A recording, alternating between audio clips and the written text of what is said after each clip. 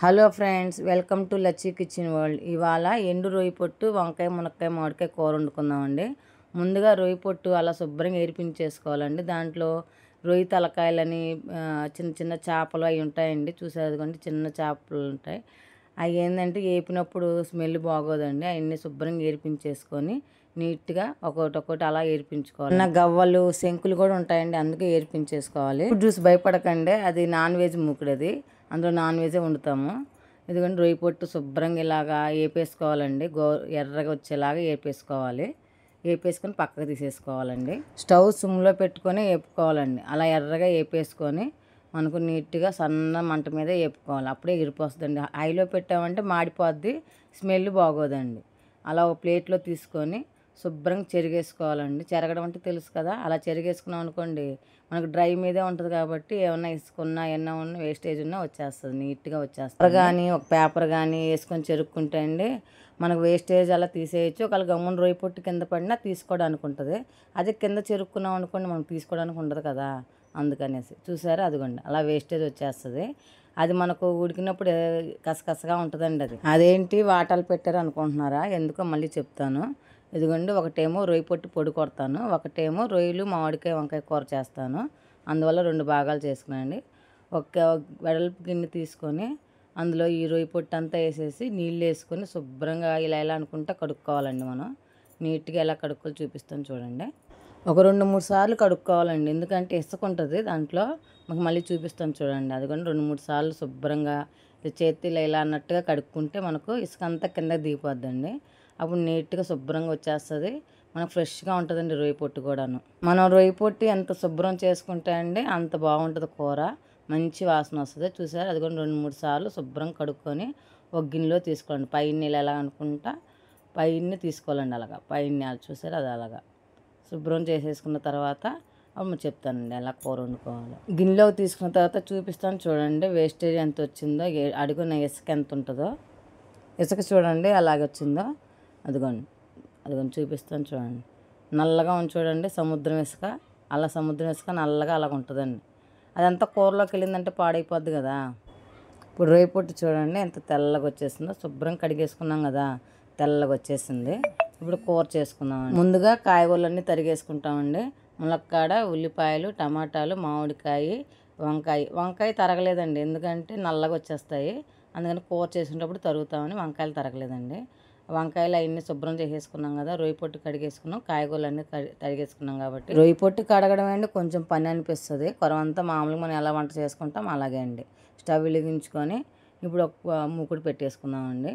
మూకుడు పెట్టేసుకొని కొంచెం ఆయిల్ వేసేసుకుంటాం. ఆయిల్ కొంచెం ఏం కాదులేండి, కొంచెం ఎక్కువ వేసుకుంటాం కదా నాన్ వెజ్ అంటే. మనం కొంచెం ఆయిల్ వేసేసుకుంటాం. ఆయిల్ వేడెక్కిన తర్వాత కొంచెం ఆవాలు, కొంచెం జీలకర్ర వేసుకుంటామండి. ఎక్కువ కాదండి, అది కొంచెం చూపిస్తాను చూడండి. ఆ జీలకర్ర కొంచెం వేసుకుంటాను, ఎందుకంటే మంచిదండి. మనం జీలకర్ర నాన్ వెజ్ కూరల్లో వెల్లుల్లిపాయ జీలకర్ర ఎంత వాడితే అంత మంచిదండి.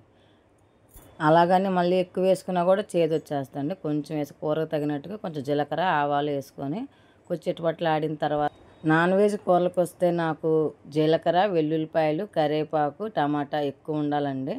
అవి ఉంటే నాకు టేస్ట్. దాని జీలకర్ర వేగిపోయింది కదా, ఇప్పుడు ఉల్లిపాయలు, కరివేపాకు వేసేసుకున్నామండి. కరివేపాకు, ఉల్లిపాయలు వేసుకొని బాగా దోరగా వేపేసుకుంటాము ఫస్ట్. తర్వాత టమాటా వేస్తాను, ఎందుకంటే టమాటా వేసిన తర్వాత ఉల్లిపాయ ఆగదండి. ఉల్లిపాయ బాగా వేగిన తర్వాతే టమాటా వేసుకోవాలి. నా వంటలు నచ్చుతున్నాయండి, మీకు నచ్చితే నాకు కామెంట్ పెట్టండి. ఈ వీడియో ఎంతవరకు వెళ్ళిందో తెలుసుకోవాలనుకుంటున్నాను. ఏ ఊరు నుంచి చూస్తున్నారో ఒకసారి మీ ఊరు కామెంట్ పెట్టండి, అప్పుడు నాకు తెలుస్తుంది కదా నా వీడియోలు ఎంతవరకు వెళ్తున్నాయో అని. అందుకనండి ఒకసారి కామెంట్ పెట్టండి ఏ ఊరు నుంచి చూస్తున్నారో. వీడియోస్ చూస్తున్నారు కానీ సబ్స్క్రైబ్ చేసుకోవట్లేదండి. సబ్స్క్రైబ్ చేసుకుంటేనే కదా నాకు ఇంట్రెస్ట్ వస్తుంది వంటలు చేయడానికి. సెర్చ్ చేస్తే అండి సబ్స్క్రైబ్ చేసుకోకుండా చూసేవాళ్ళు ఎక్కువ ఉన్నారండి. అలా కాకుండా సబ్స్క్రైబ్ చేసి చూసుకున్నారనుకోండి బాగుంటుంది కదా. నా వీడియోస్ అన్నీ కూడా మనం వంట మర్చిపోయామండి. కొంచెం అల్లం వెల్లుల్లి పేస్ట్ వేసుకోవాలండి. వేసుకొని అలాగే వేపేసుకోవాలి. ఉల్లిపాయలు వేగిపోయిన తర్వాత అల్లం వెల్లుల్లి పేస్ట్ వేసుకొని అలా కొంచెం దోరగా వేపేసుకోవాలి. వీడియో నచ్చితే లైక్ చేయండి, షేర్ చేయండి, సబ్స్క్రైబ్ చేసుకోండి. సరే, మనం వంటలోకి వచ్చేస్తామండి. ఇదిగోండి ఉల్లిపాయలు వేగిపోయాయి కదా. ఉల్లిపాయలు వేగిపోయిన తర్వాత ఉల్లిపాయలు, అల్లం వెల్లుల్లి పేస్ట్ బాగా వేగిపోయింది కదండి. ఇప్పుడు టమాటాలు వేసేసుకుందాం. ఇదిగోండి టమాటాలు వేసేసుకొని బాగా కలిపేసుకుందాం అండి. టమాటాలు వేసేసుకున్నాం కదండి. దాంతో కూడా కొంచెం మునక్కాయలు కూడా వేసేసుకుందామండి. మునక్కాయలు చూడడానికి అలా ఉన్నాయి కానీ పాపం లేతగానే ఉన్నాయి, తొందరగానే ఉడికిపోతున్నాయి. ఉల్లిపాయలు, టమాటాలు, ములక్కాడ నూనెలో బాగా అయితాయండి, కూర మంచి టేస్ట్ వస్తుందండి. మనకు గుజ్జు కూడా బాగా వస్తుంది కలుపుకోవడానికి. ఉప్పు కారాలు లేదని చూస్తున్నానండి.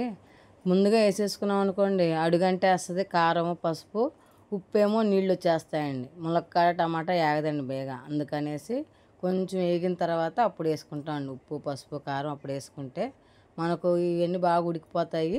మామూలు కూరలు అయితే పర్లేదు కానివ్వండి, ములక్కాడ కూరలో మాత్రం ఉప్పు ముందు వేయకూడదండి. ఎందుకంటే ఉప్పు వేసిన వెంటనే ములక్కాడలు లాగేసుకుంటుందండి ఉప్పు అంతా కూడా కదండి. కాయగూరలన్నీ కొంచెం ఉడికాయండి, ఇప్పుడు వేసేసుకుందాము. కొంచెం ఉప్పు చూసేసుకోండి, కావాలంటే మళ్ళీ వేసుకోవచ్చు.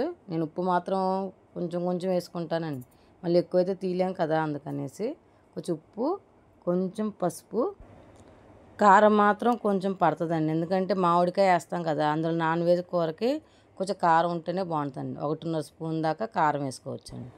అందులోనే కొంచెం ధనియాల పొడి వేస్తామండి. ఎక్కువ వద్దండి, ఒక 1/2 స్పూన్ వేసుకుంటాం, మళ్ళీ చప్పగా పోద్ది. 1/2 స్పూను ధనియాల పొడి వేసేసుకుంటామండి.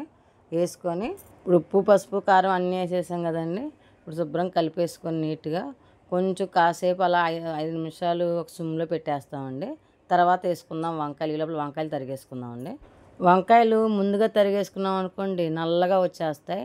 మేమైతే కరుండి పట్టింది అంటాము, మరి మీరేమంటారు? నల్లగా వచ్చేస్తాయండి వంకాయలు. అందుకనేసి మనం కూర చేసుకుంటాం అనగా తరిగి దాంట్లో వేసేసుకోవాలండి వంకాయలు. అలా వేసేసుకుంటే మనకు బాగుంటుంది కూర కూడాను. ఇప్పుడు వంకాయలు కూడా వేసేసుకున్నాం కాబట్టి మొత్తం శుభ్రం కలిపేసుకుందామండి నీట్గా. ఉప్పు, పసుపు, కారం అంతా పట్టేలాగా శుభ్రం కలిపేసుకొని కాసేపు ఒక సిమ్లో 5 నిమిషాలు పెట్టేసి మనం మూత పెట్టేసుకుందామండి. ఉప్పు, కారం బాగా పట్టేస్తుంది వాటికి. సిమ్లో పెట్టేసి మూత పెట్టేసుకుందాము. స్టవ్ సిమ్లో పెట్టేసి ఇలా మూత పెట్టేసుకుందామండి ఒక 5 నిమిషాలు. ఇప్పుడు అన్నీ ఉప్పు, కారం అన్నీ బాగా పట్టేసాయి కదండి. ఇప్పుడు రొయ్యి పొట్టు వేసేసుకుందాం. ఇందులో శుభ్రం కడిగి ఉంచేసుకున్నాం కదా, ఆ రొయ్యి పొట్టు అలా వేసేసుకుందామండి. రొయ్యి పొట్టు మనకు వేపేసాము, నీళ్ళలో నానపెట్టేసాం కాబట్టి ఎక్కువ మగ్గక్కర్లేదు. నూనెలో అయితే టేస్ట్ బాగుంటుంది కదండి. అందుకనేసి కొంచెం నీళ్ళు వేయకముందే కొంచెం నూనెలో అలాగా వేపేసుకోవాలండి. కాయగూరలతో కూడాను మెల్లగా అలా కలిపేసుకొని స్పీడ్గా కలపకూడదండి, ఎందుకంటే అవి నానిపోయి ఉంటాయి కదా రొయ్యి పొట్టు, అది మెత్తగా అయిపోతాయండి. మెల్లగా అలా కలుపుకోవాలండి. కలిపేసుకొని సిమ్లో పెట్టేసుకొని మూత పెట్టేసుకున్నాం అనుకోండి ఆవిరి నీళ్ళు పడిపోతాయి. కానీ అయినా కూడా కొంచెం నీళ్ళు వేసుకోవాలండి మనం. 1 నిమిషం అలా మూత పెట్టేసి తీసేద్దామండి, వెంటనే తీసేద్దాం. మళ్ళీ ఆవిరి నీళ్ళు ఎక్కువ పడినా కూడా బాగోదండి. ఇదని మూత తీసేసాం కదా, చూసారా ఎంత కలర్ఫుల్గా ఉందో కూర. వంకాయ, ములక్కాడ, టమాటా అన్నీ చాలా కలర్ఫుల్గా ఉంది కదండి కూర. చాలా టేస్ట్గా కూడా ఉంటుందండి. ఒకసారి మీరు కూడా ట్రై చేయండి. ఇదిగోండి గరం మసాలా వేసేసుకుందాం. ఇది మా ఇంట్లో చేసిన గరం మసాలానండి. గరం మసాలా వేసేసుకుందాం. గరం మసాలా వేసుకుని బాగా కలిపేసుకుంటామండి. ఎందుకు అన్నిసార్లు కలుపుతున్నానంటే అడుగు అంటేస్తుందండి. రొయ్యి పొట్టు వేసాం కదా, అది మెత్తగా ఉంటుంది, స్మూత్గా ఉంటుంది. అందువలన అడుగు అంటేస్తుందండి. అందుకని కలుపుతూ ఉండాలి, మెల్లగా కలపాలండి. అది కూడా స్పీడ్గా కలపకూడదు, మెల్లగా అలా కలుపుతూ ఉండాలండి. ములక్కాడ ఉడికిపోయిందండి. ఇప్పుడు మామిడికాయ వేసేసుకుందాము. మామిడికాయ వేసిన తర్వాత ఒక 5 నిమిషాలు చాలండి, ఎక్కువసేపు ఉంచకూడదు. మామిడికాయ కరిగిపోయింది అనుకోండి టేస్ట్ మారిపోద్దండి. మళ్ళీ మామిడికాయ కరిగిపోతుంది. మళ్ళీ ములక్కాడ మామిడికాయ వండుకుంటాం చూడండి, అలా వచ్చేస్తాండి. అయిపోయిందండి కూర. వంకాయ, మునక్కాయ, మామిడికాయ, రొయ్యి పొట్టు కూర అయిపోయిందండి. మీరు కూడా ఒకసారి ట్రై చేయండి. ట్రై చేసి ఎలా వచ్చిందో నాకు కామెంట్ బాక్స్లో చెప్పండి. చాలా బాగుంటుందండి కూర, మీరు కూడా ట్రై చేయండి. చూసారా ఎంత కలర్ఫుల్గా ఉందో. వంకాయ, మునక్కాయ, మామిడికాయ, ఎండు రొయ్యి పొట్టు కూర అండి. చూస్తుంటే నోట్లో నీళ్ళు ఊరిపోతుంది కదండి. చాలా బాగా వచ్చిందండి కూర కూడా, చాలా టేస్ట్గా కూడా ఉందండి కూర. రొయ్యి పొట్టు ఫ్రెష్గా ఉందండి మెయిన్, అందువల్ల చాలా బాగా వచ్చింది కూర. రొయ్యి పొట్టు బాగుందండి, మనం శుభ్రంగా కడుక్కున్నాం కదండి, అందువల్ల చాలా బాగా వచ్చింది. టేస్ట్గా ఉందండి కూర. మీకు నచ్చితే లైక్ చేయండి, షేర్ చేయండి.